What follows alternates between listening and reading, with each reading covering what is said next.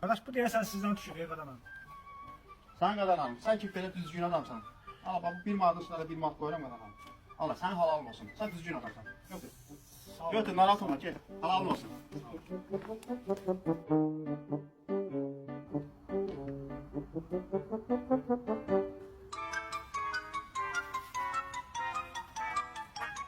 Qardaş, bunun düşür, sən qadanam yenə. Ha, yenə sən qadanam. Sən nətər düzgün adamsan? Ala 2 manat eləmir. Yox, Yox qadanam, ala 2 manat qoyuram, 2 manat tapsan da 2 manat qoyuram 4 manat. Halal olsun qadanam sən. Sağ ol, qadana. Ha, var ol sən. Sağ ol.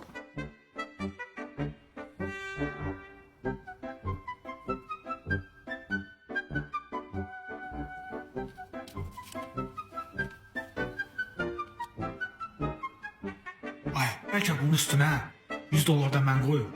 Yoxsa bu üstə də $200 qoyub mənə verəcəkdi. Ən yaxşısı bu belə edin. Qardaş, sən qadana bu $200 səndən düşürdü. Yerdəydi. Ha, sən qadanam ha. Sən düzgün adamsan. Çox sağ ol qardaş, çox sağ ol. Allah razı olsun. Kredit pulu idi. Çox sağ ol. Sağ ol.